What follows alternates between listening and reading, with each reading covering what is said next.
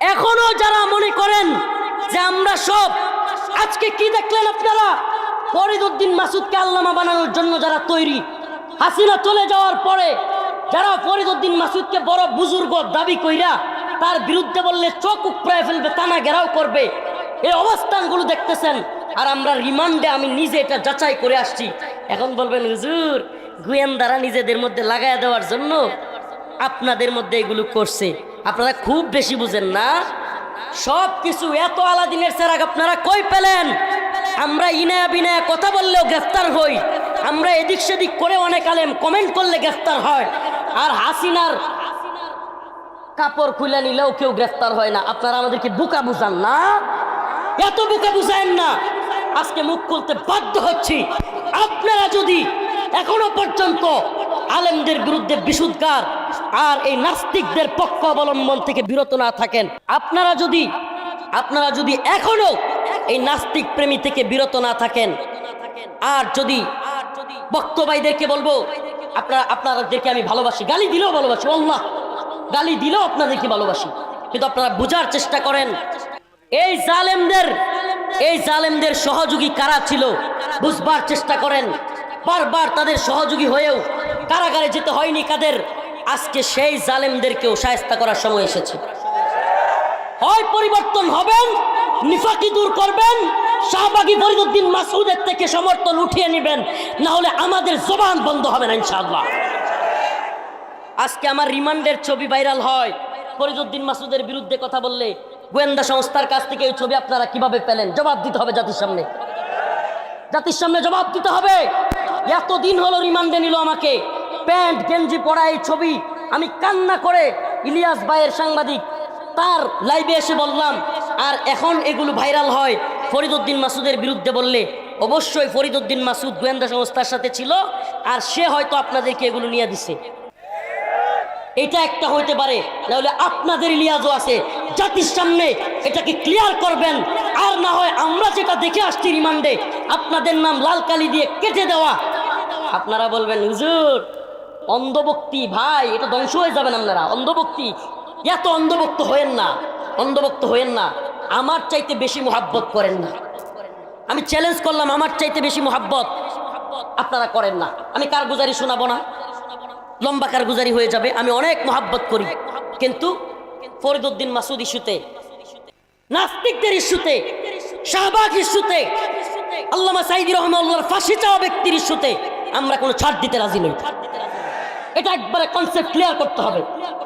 হয় শাহবাগের পক্ষে, ফরিদউদ্দিন মাসুদের পক্ষে অথবা বিপক্ষে, এই জায়গায় ক্লিয়ার হইতে হবে।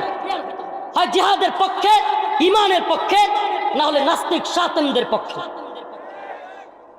প্রিয় ভাইরা আমার, বন্ধুগণ আমার, কষ্টে কিছু আপনাদেরকে কারগুজারি এলাকার হিসাবে, হাসিনার কারণে দীর্ঘদিন তো আসতে পারি না, দেখা হয়ে গেলে মনে আত্মীয় স্বজনের সাথে হঠাৎ দেখা হইলে মানুষ কি করে, কষ্ট বেদনা সব শেয়ার করে না? আপনাদের সাথেও শেয়ার করলাম। মনে আসেনি 5 আগস্ট এই থানার সামনে আমনগর সাথে দেখা হয়েছিল? কারা কারা আসিলেন? তাইলে দেহার মাঝে মধ্যে হয়, এটা তো বুঝতেছেন? দেহাটা যে মাঝে মাঝে হয়, এটা তো বুঝতেছেন? হে ফুলপুর তারাকান্দাবাসী, আমি বালিয়াতে পড়াশোনা করেছি, বালিয়ার ছাত্র। আমি আপনাদের মহাব্বত করি, আমি এই এলাকায় অনেক বিচরণ করেছি। মনে কষ্ট নিবেন না, দলাদলি উদ্দেশ্য নয়, কষ্ট থেকে কথাগুলো বলছি। আল্লাহ, আবারও বলছি, তাদেরকে আপনাদের চাইতে আমি কম মহাব্বত করি না, করতাম না। আমি কি বলবো, আমি এমন বয়ান শুনেছি, এত কান্না করেছি, আপনাদেরকে একটা কারগুজারি শোনাই। আমি হেফজখানায় থাকতে ছোট্ট টেপ রেকর্ডার বাইরে ছিল, 12-13 সালে বলতে পারেন, ছোট ছোট ক্যাসেট লাগায় শুনতো। এই টেপ রেকর্ডার হুজুররা দেখলে নিয়ে যাইতো, এখনকার মোবাইল যেমন নিয়ে যায়। আমি সেই টেপ রেকর্ডার শীতের দিনে খেতা লুকাইয়া বালিশের নিচে থুইয়া ওনাদের বয়ান শুনতাম আর কানতাম। আর কি কমু, কসম আল্লাহর কাছে যেন জবাব দিতে হয় মিথ্যা হলে। আমি কবে ওনাদের নতুন একটা ক্যাসেট বের হবে এটা নিয়ে খুঁজতাম, কিন্তু আপনাদের অবস্থান জাতি জানতে চায়। শাহবাগী নাস্তিকদের পক্ষে থাকবেন, বক্ত হারাবেন। আমরা মোহাব্বত করতাম, করব না। আমরা মোহাব্বত করতাম, করব। এই ফরিদউদ্দিন মাসুদ নাস্তিকের পক্ষে থাকলে কারো পক্ষে থাকবেন? ভালো করে বুঝেন, মন থেকে বলবেন থাকবেন। ফরিদউদ্দিন মাসুদের পক্ষে যারা থাকবে তাদের পক্ষে আমরা থাকবো। আপনাদের এই অবস্থান জাতির সামনে ক্লিয়ার করতে হবে। ফরিদউদ্দিন মাসুদ আত্মীয় হলেই শাহবাগীদের কোনো ছাড় নাই, শাহবাগী নাস্তিকদের কোনো ছাড় নাই। যা আল হক ওয়াজহাকাল বাতিল, বাতিল আল্লাহ পরাজিত করে ফেলছে। আপনি বাতিলকে বিজয়ী করতে চাইবেন আর আপনার সামনে হকের জান্ডাবাহীরা চুপ থাকবে, এটা আশাও করবেন না। কি করে ফেলবেন? আরে বিশ্বের সবচাইতে কুখ্যাত একজন জালেম তাগুতের নাম ছিল হাসিনা। নাম কি? হাসিনা থাকতেই তোরাই কেয়ার করি না, আর আমনে বলি কেডা? হাসিনারই গুনি না আমরা। আল্লাহ, আমি রফিকুল ইসলাম, অহংকার নয়, এটা আল্লাহর শক্তি, ইমানি শক্তি।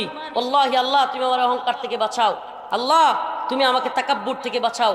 কিন্তু আল্লাহ পাকের রহমতে আমি সত্যি কথা বলি। এদেশের অনেক আলেম সমাজ বলবে যে অনেক কথা আগে বলতে পারি না, এখন বলবো। আমি কি বলি জানেন? আমি এমন কোনো কথা বাকি নাই যেটা আগেও বলি না, এখনো বলি না। জেল থেকে আগে যা বলছি পরে বাইরে হইয়া সত্যি বলবেন। কম বলছি না বেশি বলছি? হ্যাঁ, কমাইছি কখনো? এটা আপনাদের শোনানোর উদ্দেশ্যে না। ওয়াল্লাহি আমাদেরকে ভালোবাসবেন ইমানের পক্ষে থাকলে, আমাদেরকে ভালোবাসবেন ইসলামের পক্ষে থাকলে, আমাদেরকে ভালোবাসবেন কোরআনের পক্ষে থাকলে, আমাদেরকে ভালোবাসবেন নাস্তিকদের বিরুদ্ধে থাকলে। আমি আমার কথা বলি, মামুনুল হক সাহেবের কথা বলি, শাইখুল হাদিসের সন্তান আল্লামা মামুনুল হকের কথা বলি, কিংবা বাংলাদেশের যত বড় আলেম, যত বড় পীর, যত বড় বক্তা হোক, নাস্তিকদের শাহবাগীদের পক্ষ নিবে, ইমানের দাবিতে তার পক্ষে থাকা যাবে। আল্লাহ পাক আমাদের সবাইকে হক বাতিল পার্থক্য করার তৌফিক দান করুন। সবাই বলেন আমিন। কেন কথাগুলো কষ্টে বললাম? বলবেন হুজুর এতক্ষণ তো খালি আলোচনা সমালোচনাই করলেন। না ভাই, এই জন্য করলাম, আল্লাহ না করুক আর একটা ফরিদউদ্দিন মাসুদ যেন তৈরি না হয়। আমার কথা মনে হয় বুঝেন নাই। আমাদের সুযোগের কারণে আজকের ফরিদউদ্দিন মাসুদরা যদি বেঁচে যায়, আগামী দিনে আরেকটা রুহুল আমিন, আরেকটা ফরিদউদ্দিন মাসুদ কওমি অঙ্গনে জন্ম নিবে কি নিবে না? আপনি দেখেন এই রুহুল আমিন সাহেবের কারণে আজকে আলেমরা আমরা কতটুকু বেইজ্জতি, কল্পনা করা যায়। কান্না আসে। আমি দেখি ভিডিওটা আইরে মাঝে মাঝে চোখ বন্ধ করলেও বাসে। আমাদের জাতীয় মসজিদে এইভাবে জুতা দিয়ে ইডাই দিই। হাই রে খতিবগিরির লোক, খতিবগিরি এরে মন্ডা কয় কি করতাম, মানে এটা কোনো ভাষা পাই না। খতিবগিরি, আল্লাহ এত বড় বুজুর্গ মানুষ, উপমহাদেশের শ্রেষ্ঠ একজন বুজুর্গ মানুষের ছেলে, অথচ কি পদস্করণ হয়েছে। অতএব বোঝা গেল বাবা পীর থাকলেই, বাবা হক্কানি মানুষ থাকলেই সন্তানও যে ভালো হয়ে যাবে, বিষয়টা এমন না। আলেমের গর্তে জালেমও হইতে পারে, ঠিক কি ঠিক না? পীরের গর্তে সিন্নি কুড়ো হইতে পারে। অতএব খুব সাবধান, আমার ব্যাপারেও সাবধান। ইমান ইনসাফের সাথে না থাকলে, দিনের পথে না থাকলে আমার বিরুদ্ধে আপনারা কথা বললেন, আমার বিরুদ্ধে কথা বললেন, বলে গেলাম। শুধু আমার বিরুদ্ধে নয়, যেই কথা বলুক তার বিরুদ্ধে কথা বলবেন। রাজি আছেন তো ইনশাআল্লাহ? আল্লাহ পাক আমাদের সবাইকে ঈমান ও ইসলামের পক্ষে থাকবার তৌফিক দান করুক। যারা এই সমস্ত কাজগুলো করতেছে তাদেরকেও হেদায়েত দান করুক ইনশাআল্লাহ। যেহেতু হাসিনা নাই, বাধা দেওয়ারও ইনশাআল্লাহ তেমন কেউ নাই, তাইলে আবারও দেখা হবে ইনশাআল্লাহ। এতদিন তো হাসিনা থাকার কারণে আমি শুনলাম, আমি কারাগারে যাওয়ার 2 দিন আগে, সম্ভবত 28শে মার্চ আন্দোলনের দিন রাতে এখানে একটা মাহফিল হয়েছিল তারাকান্দায়। ওই মাহফিলের কারণে নাকি হুজুরকেও গ্রেফতার করার মতো অবস্থা। আমরা আসছিলাম এই জন্য। তো যাই হোক, আলহামদুলিল্লাহ হাসিনা চলে গেছে, কিন্তু হাসিনার দোসররা রয়ে গেছে। এরা ঢাকা বিশ্ববিদ্যালয়ের তোফাজ্জল হত্যাটাকে আবরার ফাহাদের হত্যার সাথে মিলাতে চাচ্ছে। আবরার ফাহাদের মৃত্যু হয়েছিল ভারতের বিরোধিতা করতে গিয়ে, ভারত রয়ের কারসাজিতে, গোয়েন্দা সংস্থা রয়ের কারসাজিতে ছাত্রলীগের কিছু পোলাপান দিয়ে আবরার ফাহাদকে ভারত বিরোধিতা করার কারণে হত্যা করেছিল। আবরার ফাহাদ ভারতের বিরুদ্ধে দাঁড়াতে গিয়ে, জানি না আল্লাহ পাক তাকে শহীদ হিসেবে কবুল করবে কিনা, তাকে আমরা শহীদ মনে করি। কিন্তু তোফাজ্জল সে বরিশাল থেকে কিভাবে আসলো ঢাকা বিশ্ববিদ্যালয়ে, এবং তাকে কারা মারল, কেন মারল, এবং যারা মারল তাদেরকে রিমান্ডে না নেওয়া, এই প্রত্যেকটা প্রশ্ন নাকি স্বৈরাচারের দূষররা ঢাকা বিশ্ববিদ্যালয়ের ছাত্ররা যেহেতু হাসিনা পতনের আন্দোলন করছে, এখন এদেরকে পছায়া হাসিনারে ভালো মানায়া, মানে হাসিনাই ভালো ছিল, এই ধরনের নেগেটিভ তৈরি করা আবারও একটা পরিস্থিতি তৈরি করা যায় কিনা, এই ষড়যন্ত্রের খেলা কেউ খেলতেছে কিনা, এটা একটা সন্দেহ। এটা যথেষ্ট সন্দেহের কারণ আছে। কারণ হাসিনাকে যেই প্রশাসন, যেই গোয়েন্দা সংস্থা, যে বা যারা হাসিনাকে ক্ষমতায় রাখার জন্য, হাসিনা কি নিজে কাউরে গুলি করছিল? কথা কয় না। হাসিনা কি নিজে কাউরে গুম করছিল? হাসিনা কি নিজে কাউরে খুন করছিল? হাসিনা নিজে কাউরে গ্রেফতার করছিল? তাইলে এগুলো যারা করছে এরা কি এখনো আছে না সব চলে গেছে? আমার কথা মনে হয় বুঝতেছেন না, নাকি বুঝাইতে পারতেছি না? এরা এখনো আরে না ভাই, সব পলাই নাই, কি কর না কর, হাতে গোনা কয়েকটা পলাইছে। এই প্রশাসন এখনো বহাল তবিয়তে আছে কিনা?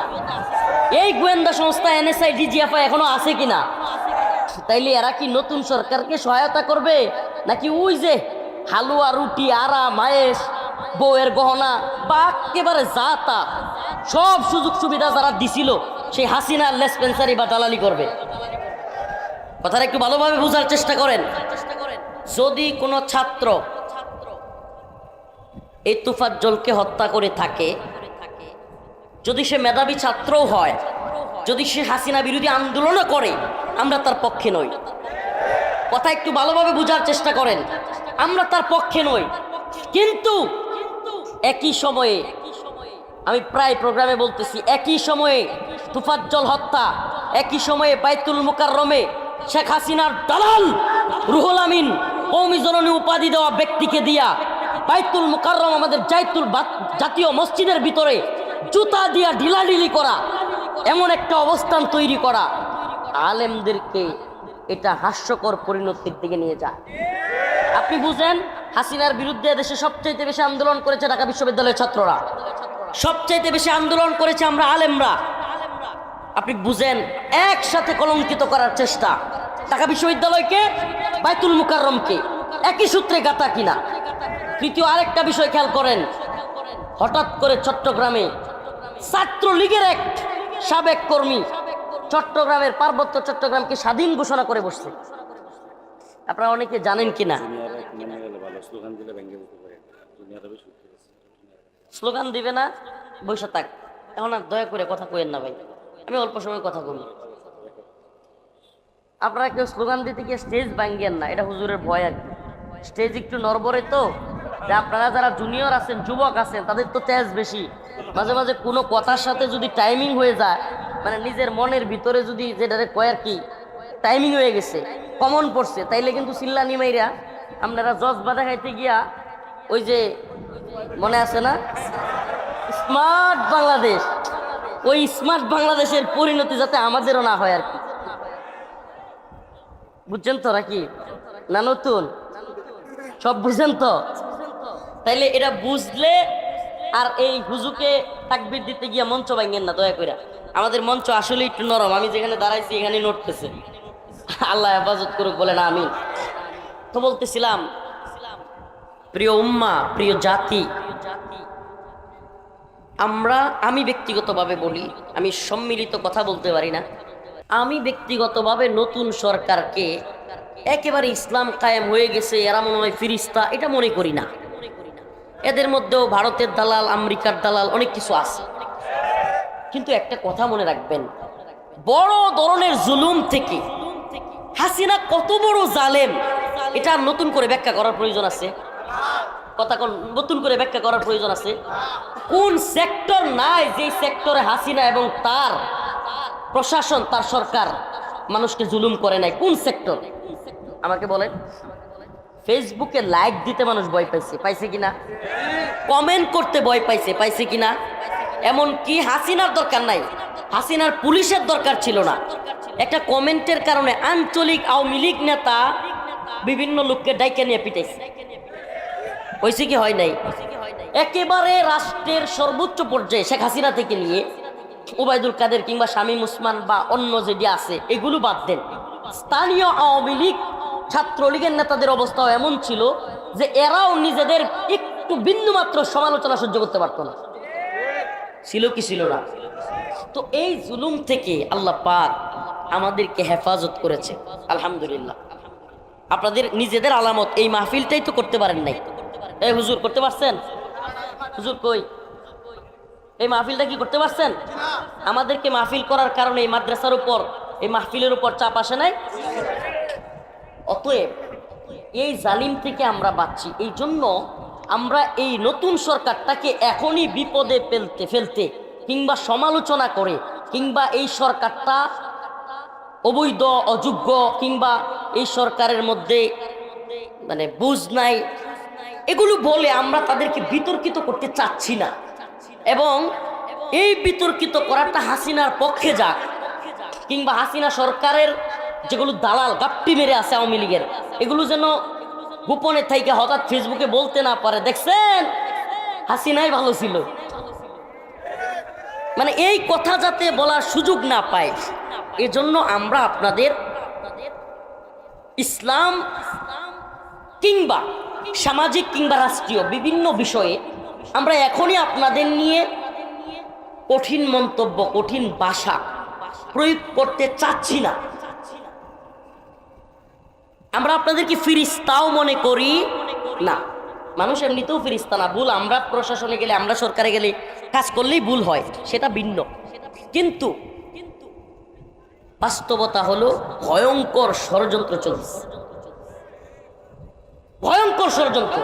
কারা করতেছে? হাসিনা চলে গেলেও আমি আবারও বলি, সিটিটিসি যারা গুম খুন নির্যাতনের সাথে জড়িত, যারা আলেমদেরকে, সাধারণ ছাত্রদেরকে, নামাজ পড়ুয়া ভার্সিটির যুবকদেরকে জঙ্গিবাদী, মৌলবাদী ট্যাগ দিয়েছিল, এই সিটিটিসি এখনো আছে কি নাই? যেই এনএসআই, যেই ডিজিএফআই বিভিন্ন ধরনের প্ল্যান করে গুম খুনের সাথে বিভিন্ন খারাপ কাজের সাথে জড়িত ছিল, আয়নাঘর যারা তৈরি করেছে, এরা এখনো আছে না নাই? কথা বলেন। এই সমস্ত সংস্থাগুলোতে যারা ছিল, আমি সংস্থাগুলোর উপর কলঙ্ক লেপন করছি না, সংস্থাগুলোর সবার উপরে ঢালাওভাবে সেই দায় চাপিয়ে দিচ্ছি না, কিন্তু এদের যারা লিড দিত, এদের যারা নিয়ন্ত্রণ করত, এরাই তো হাসিনাকে সর্বোচ্চ হেল্প করত, ঠিক কি ঠিক না? শুনেন, বিদ্যুতের অবস্থা এই গরমের মধ্যে কতটা ভয়াবহ এটা আপনারা জানেন। যদি আওয়ামী লীগ না হয়ে থাকেন, ছাত্রলীগ মার্কার নেশার না থাকে, তাহলে এখনই এই সরকারের দুঃসা লাভ নাই। এ ভাই 50 দিনে কি যেই টাকা লুটপাট আওয়ামী লীগ করছে, এটা আপনি চাইলেই এক করে লাগতে পারবেন না। চাইলেই আপনি বিদ্যুৎ কাট যেটা হাসিনা ধ্বংস করছে, চাইলে আপনি আলাদিনের চেরাগ আছে নাকি দিলেন আর একবারে জ্বললে উঠলো। এটা এত সহজ না। এই সরকারের সমালোচনা এখনই কারেন্ট নাই, এই নাই, সেই নাই, আপনি তাহলে বুকামিয়া। সমালোচনাটাও একটা অবস্থায় গেলে তারপরে করতে হয়। আমি এই সরকারের পক্ষে সাফাই গাচ্ছি না। আমি একটা কথা বলি ভাই, দিন ইমান ইসলাম প্রশ্নে আপনারা যারা আমাকে ফেসবুকে ফলো করেন বা আমার পেজে একটু আড্ডু দেখেন, ঢুকেন, তারা বুঝবেন দিন ইমানের প্রশ্নে আল্লাহ আমরা কাউকে ছাড় দিতে প্রস্তুত নই। কিন্তু এখন যে অবস্থা দেখতেছি, হাসিনারা আনতে পারবে না, কিন্তু একটা সেবুটাজ পরিস্থিতি তৈরি করে, অস্থিতিশীল পরিস্থিতি তৈরি করে ভিন্ন খেলা চলতেছে। এটা রাজনীতি যারা বুঝে, আন্ডা বাচ্চা, এদেরকেও যদি এই যে স্কুলের যে বিতর্ক প্রতিযোগিতা হয়, এরকম একটা বাচ্চারাও যদি বলা হয় যে এখন কি এই নতুন পরিস্থিতিতে আবারও বাংলাদেশে পরিস্থিতি তৈরি করে হাসিনাকে প্রদান করা সম্ভব, এটা ওই স্কুলের বিতর্ক প্রতিযোগী ছেলেও বলবে এটা অসম্ভব।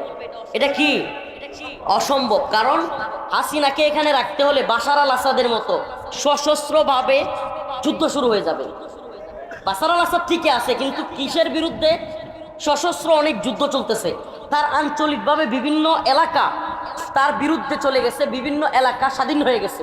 বাশার আল আসাদের কথা মানে না। অনেকে বলবেন হুজুর এগুলো তো সব রাজনৈতিক কথা বলতেছেন।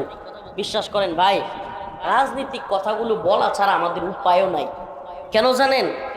কারণ আমরা যখন রাজনীতিতে অসচেতন থাকি, মানে রাজনৈতিক বিষয়গুলো এড়াইয়া যাওয়ার চেষ্টা করি, উম্মাকে নামাজের দাওয়াত দিতে চেষ্টা করি, উম্মাকে আল্লাহর দিকে ফিরানোর চেষ্টা করি, উম্মাকে খারাপ কাজগুলো থেকে ফারেক হয়ে বাবারে নামাজের দিকে আসো ডাকতে চাই, তখনই দেখি বিরাট বড় জালেম আমাদের সামনে হাজির হয়।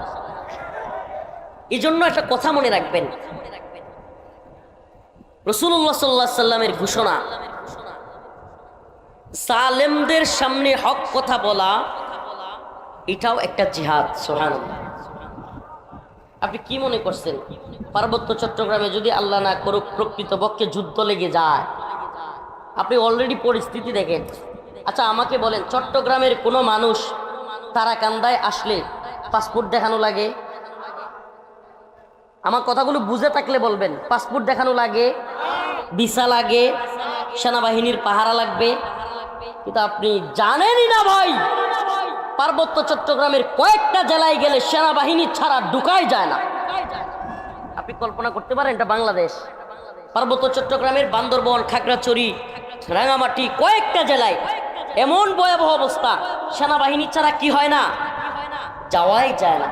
অথচ এ দেশের কিছু সুশীল এই শয়তানগুলো বলতেছে পার্বত্য চট্টগ্রামের সেনাবাহিনী দরকার নাই, তাইলেই শান্তি আসবে। নাউজুবিল্লাহ। সেনাবাহিনী ছাড়া শান্তি কিভাবে আসবে? ওই পশ্চিমা এজেন্ডা, জমল্যান্ড এগুলো বললে গভীরে ঢুকতে হবে, অনেকেই বুঝবেন না, মাথার উপর দিয়ে চলে যাবে। জুমল্যান্ড এটা হলো পশ্চিমাদের একটা রাষ্ট্র কাঠামো, যেটা তারা মায়ানমারের কিছু অংশ রাখাইন, ভারতের কিছু অংশ মণিপুর, ত্রিপুরা কিংবা সেভেন সিস্টার্স, বাংলাদেশের কিছু অংশ পার্বত্য চট্টগ্রাম, এই তিন অংশকে নিয়ে একটা খ্রিস্টান রাষ্ট্র বানানোর নীল নকশা পশ্চিমারা করতেছে। নাউজুবিল্লাহ বলেন। আল্লাহ আমাদেরকে মাফ করুক। এই প্ল্যানে কুকি চীন, মণিপুরের কুকিরা, বিভিন্ন খ্রিস্টান পন্থী যারা, এরা যুদ্ধ করতেছে স্বাধীনতার জন্য, এবং এটাতে ভারত কিংবা ওয়েস্টের পশ্চিমাদের ইন্ধন আছে। এই কথাগুলো কেন বলতেছি? প্রিয় উম্মা, প্রিয় হাজিরিন, প্রিয় উপস্থিতি, আমরা ছোট্ট মানুষ, কিন্তু এই গভীরের রাষ্ট্রের এই কথাগুলো আপনাদের সামনে বলতে হচ্ছে এই জন্য যে আমি যে আয়াতে কারিমা তিলাওয়াত করেছি, ওয়াকুল জাআল হক ওয়াজহাকাল বাতিল ইন্নাল বাতিলা কানা যাহুকা, হক এসে গেছে আর বাতিল, সুবহানাল্লাহ, কুল জাআল হক ওয়াজহাকাল বাতিল, আল্লাহ বলেন বাতিল পরাজিত হয়েছে, বাতিল পরাজিত হয়েছে। সুবহানাল্লাহ।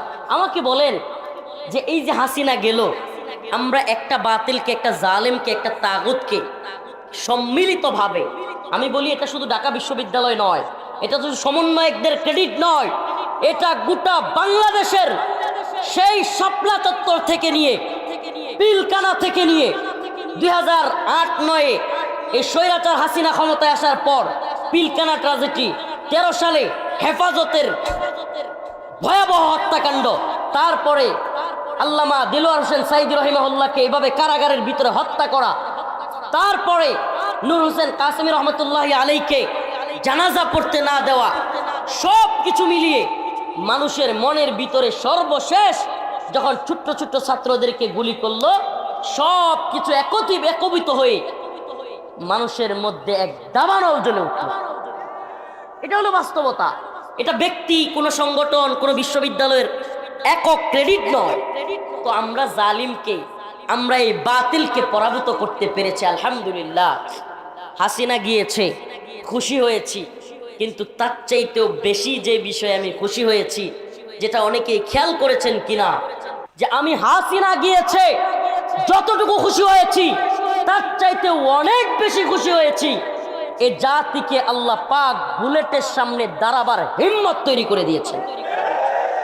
আর মনে রাখবেন, যে জাতি, পৃথিবীর ইতিহাস বলে যে জাতি বুলেটের সামনে, কামানের সামনে, বিমানের সামনে দাঁড়াতে শিখে গেছে, সেই জাতিকে হাসিনার মতো জালেম কেন পৃথিবীর কোন জালেম দবায় রাখতে পারবে না ইনশাআল্লাহ।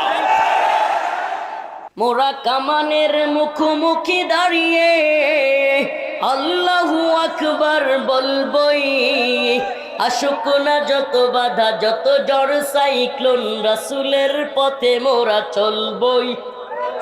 এ জীবন বাজি রেখে দিনের নিশান মোরা বাংলার আকাশে উড়াবই। রাজি আছেন তো ইনশাআল্লাহ? আসুক না যত বাধা যত ঝড় সাইক্লোন, জিহাদের পথে মোরা চলবই। এ জীবন বাজি রেখে দিনের নিশান মোরা বাংলার আকাশে, কয় না বাংলার আকাশে মোরা কামানের মুখোমুখি দাঁড়িয়ে আল্লাহু আকবার বলবই। আসুক না যত বাধা যত ঝড় সাইক্লোন, ইমানের পথে মোরা এ জীবন বাজি রেখে দিনের নিশান মোরা বাংলার আকাশে। রাজি আছেন তো ইনশাআল্লাহ? আপনি দেখছেন ফিলিস্তিনে যখন ইসরায়েলি সৈন্যরা গুলি করতে আসে, যখন ইসরায়েলি সৈনিকরা কামান নিয়ে আসে, ছোট্ট ছোট্ট বাচ্চারা, সুবহানাল্লাহ, ছোট্ট ছোট্ট বাচ্চারা কি করতো?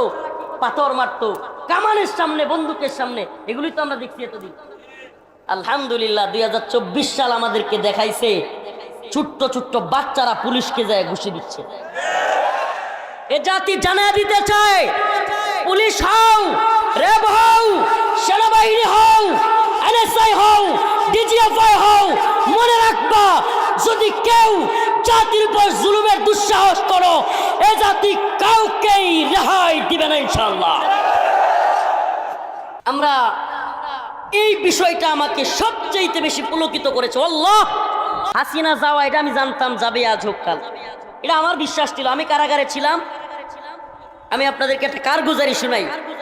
আমার উপর দিয়া যে পরিমাণ জুলুম গেছে এগুলো তো আপনারা জানেন, অনলাইন অফলাইনে সব জায়গায়। আমার জুব্বা খোলা হয়েছে টাইনা, লঙ্গি খোলা হয়েছে, এগুলো খুলে প্যান্ট শার্ট গেঞ্জি এগুলো পরানো হয়েছে, বিড়ি ধরায় দেওয়া হয়েছে, তারপরে ছবি তুলছে। আল্লাহ আল্লাহ, এই কাজগুলো এরা করেছে। এটা কেন বলতেছি শুনেন, কষ্ট লাগে নাই? কি মনে করছেন আল্লাহর দিকে তাকায় খালি কান্না করছি, চোখ দিয়ে অজরে পানি পড়ছে? একটা ছবি তুলছে বিড়ি সহ, এরা কয়েকবার ফেলে দিছে, আবার ধরছে, আবার ঘাড়ে ধরে জাতা মারছে, আবার চাপ দিছে, এরপরে ধরায় দিছে। আজকে সেই ছবিটা আমি ফরিদউদ্দিন মাসউদের বিরুদ্ধে কথা কেন বললাম? সেজন্য যারা কওমি অঙ্গনের দাবি করে, আমাদের ভাই দাবি করে, আজকে তারা আমাদের ওই রিমান্ডের ছবিটাকে নিয়ে ট্রল করে আমাদেরকে পচানোর চেষ্টা করে। নাউজুবিল্লাহ। এর চাইতে কষ্টের আর কি হইতে পারে বলেন? এর চাইতে কষ্টের। তাহলে কি আমরা মনে করব আপনাদের সাথে গোয়েন্দা সংস্থার লিয়াজও আছে? এটা কি মনে করব? কারণ এটা তো গোয়েন্দা সংস্থার কাছে সংরক্ষিত ছবি ছিল। এই ছবি আজকে ফরিদউদ্দিন মাসউদের বিরুদ্ধে আমি কথা বললাম।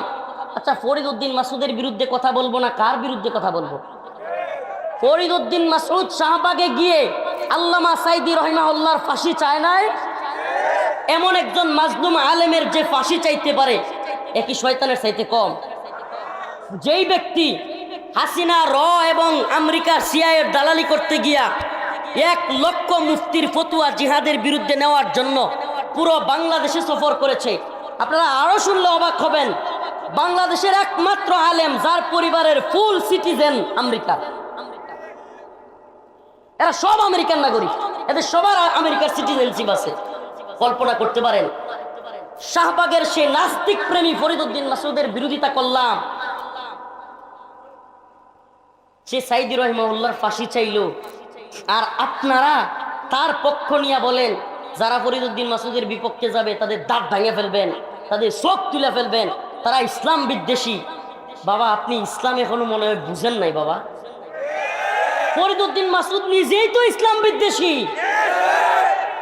অনেকেই হাসিনা সরকার থাকতে, আল্লাহ লিখে রাখেন, কারাগার থেকে বের হওয়ার পর হাসিনা গভর্নমেন্ট থাকা পর্যন্ত আমি একদিন অনেক আমার বিরুদ্ধে কথা বলা হয়েছে, অনেক খুচাখুচি করা হয়েছে। একটা লেখা দেখান কোন আলেম কিংবা কোন দল কিংবা অনেকেই ভুল করছে, কিন্তু আমি সমালোচনা করছি, দেখাইতে পারবেন না। কিন্তু এখন যখন হাসিনা চলে গেল, এখনো আপনারা এই নিফাকি চরিত্র করেই যাবেন। ফরিদউদ্দিন মাসুদকে আল্লামা বানানোর জন্য যুদ্ধ শুরু করবেন। যারা তার বিরুদ্ধে বলবে তাদেরকে বলবেন ইসলামের দুশ্মন, ইহুদিদের দালাল, তাদের দাঁত ভেঙে ফেলবেন, তাদের চোখ উপড়ে ফেলবেন, থানা ঘেরাও করে ফেলবেন। কই রাসূলুল্লাহ সাল্লাল্লাহু আলাইহি সাল্লামের ভালোবাসায়, ইশকে নবীর দাবিতে কতগুলো ভাই কারাগারে পড়ে আছে। আপনারা জানেনই না, খবরই রাখেন না, আপনারা খবরই রাখেন না। সেই ব্লগার রাজীব 13 সালে, মনে আছে থাবা বাবার কথা, 13 সালে আন্দোলন কেন হয়েছিল মুরব্বীরা জানে। সেই ওয়াশিকুর রহমান বাবু, শাতিমে রাসূল নাস্তিক, সেই ফয়সাল আরিফিন দীপন, ওরা রসুলকে কটূক্তি করেছিল, আম্মাজানদেরকে নিয়ে কটূক্তি করেছিল। আর সেই সমস্ত ব্যক্তিদের বিরোধিতা যারা করেছিল, সেই ভাইগুলো ফেসবুকে, অনলাইনে, অফলাইনে যারা বিরোধিতা করেছিল, আজকে সেই ব্লগার ফারাবি, সেই আমাদের ভাই ব্লগার সাইমুম, কিংবা আমাদের ভাই আরাফাত, আরিফ, আসাদ, ওই দিন কাশিমপুর কারাগারের পাশ থেকে ওদের কথাগুলো বলে আসলাম। 7 থেকে 8 বছর পর্যন্ত এরা কারাগারে বন্দী। ইমানি গায়রত থাকলে আমাদের অন্তরে কষ্ট লাগার কথা। এই মানুষগুলো ইশকে নবীর দাবিতে আল্লাহর নবীকে নিয়ে কটূক্তি করেছে, সহ্য করতে পারে নাই। আর এরা আল্লাহর নবীর ভালোবাসায় চলে গেল, আল্লাহর নবীর ভালোবাসায় কথা বলল। এই জন্য এদের এক একজনের নামে, এক একটা যুবকের নামে 2টা 3টা করে ফাঁসি লাগছে। ফাঁসি ফাঁসি। কি জবাব দিব আমরা আল্লাহর কাছে? কিসের পীর, কিসের বড় বক্তা, বড় মুহাদ্দিস, বড় শাইখুল হাদিস? আল্লাহর কাছে কেউ জবাব দিতে পারবো না, আল্লাহর নবীর কাছে কেউ জবাব দিতে পারবো না। এই ভাইগুলো এতদিন যাবৎ কারাগারে বন্দী। শুনবেন কারগুজারি? শুনবেন? সহ্য করতে পারবেন? কসম আল্লাহর, বাড়ায় বলতেছি না। এই ভাইদের কাছে এমনও শুনছি, তাদের স্ত্রীদেরকে দৈরাই না বিভিন্ন গোয়েন্দা সংস্থার লোকেরা তাদের সামনে ধর্ষণ করছে। দর্শন করছে, দর্শন। এরা আমার দেশের বাহিনী।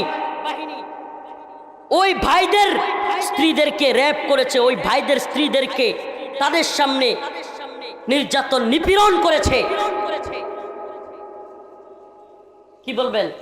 কি জবাব দিব আল্লাহর কাছে আমরা?